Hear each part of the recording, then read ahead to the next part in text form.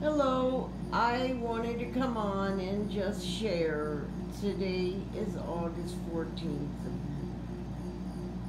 of 2021, and today I turned 26 years clean and sober.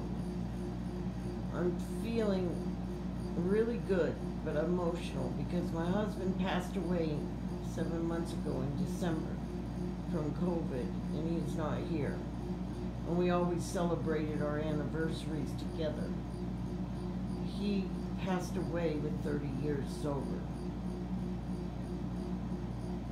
I am truly grateful for my life today. I'm sad because I'm not with my husband, but I'm grateful that I'm here today, celebrating 26 years. Phil was a big part of my sobriety.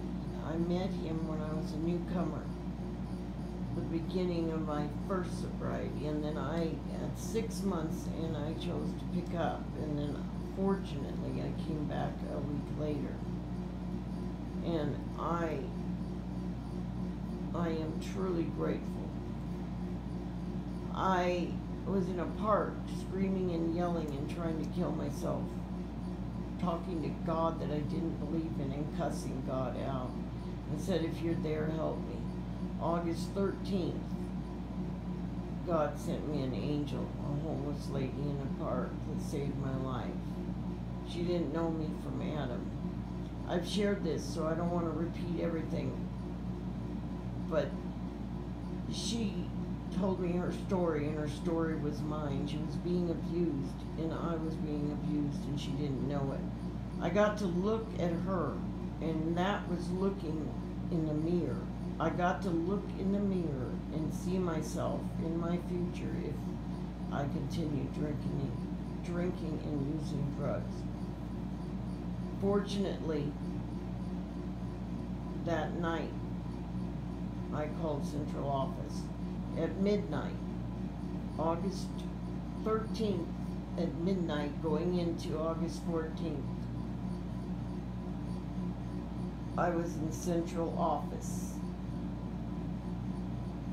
talking and crying and starting my sobriety. If it wasn't for that angel in the park, I truly believe I would be dead.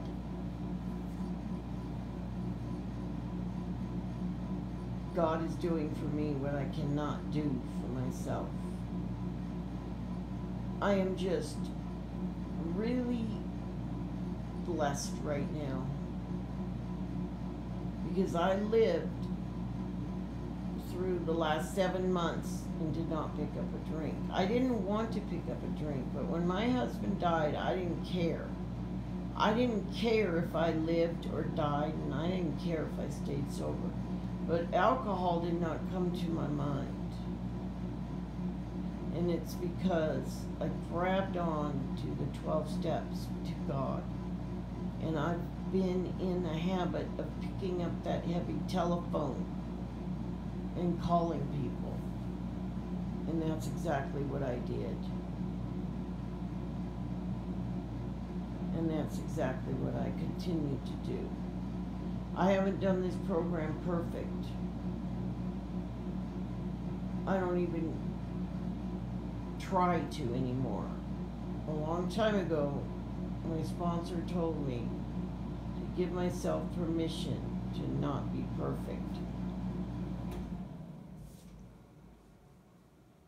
I believe we're spiritual beings having a human experience. And that's why we feel pain. That's why we get sick. That's why we sin. That's why all of the emotions we have. I believe that before I was here on earth, I was with God. I was one with my Creator. And I believe when I die, I will become one with my Creator.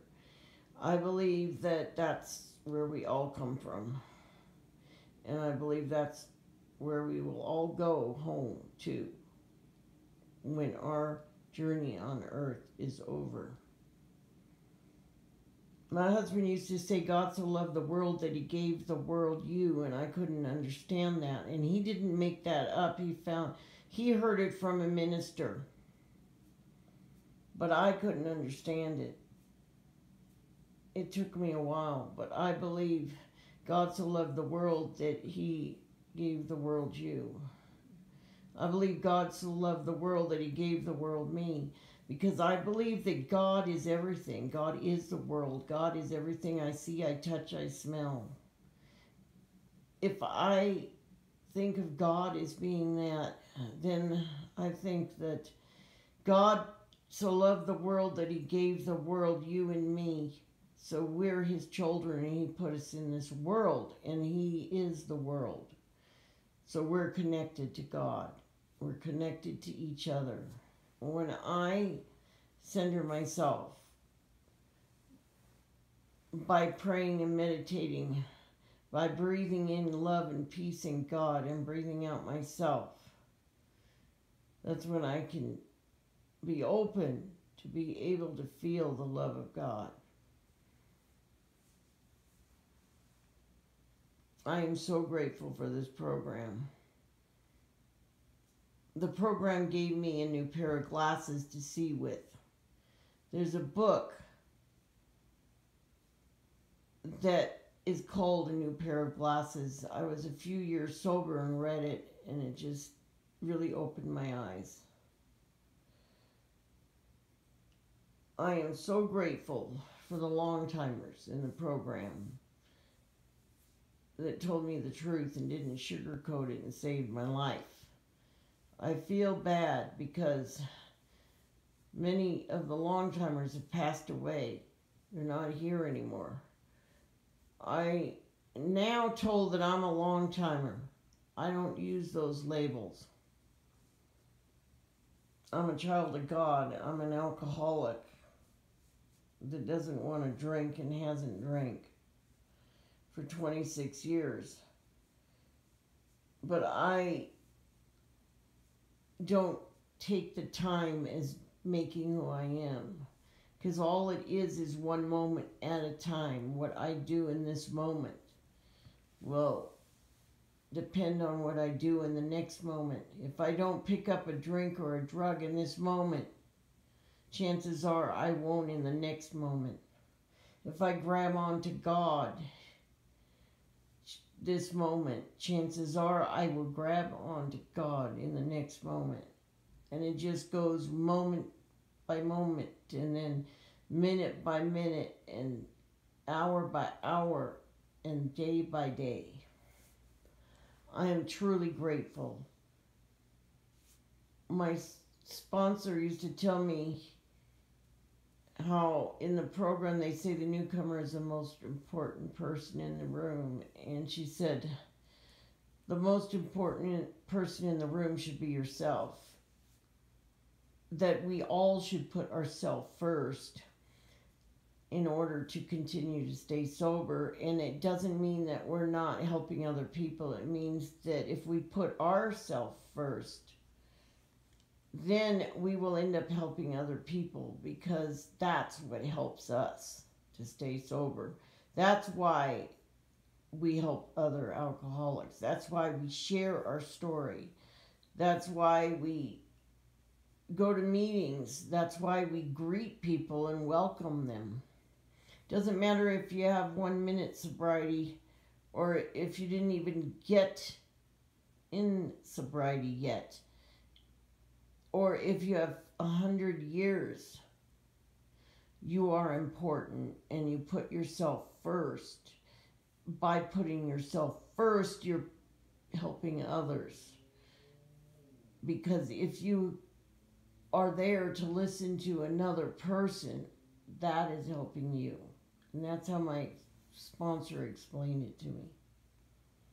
I'm not one who goes into all the cliches and sayings. I'm one that believes that all I have is this moment, and what I do with it depends on what I do in the next moment.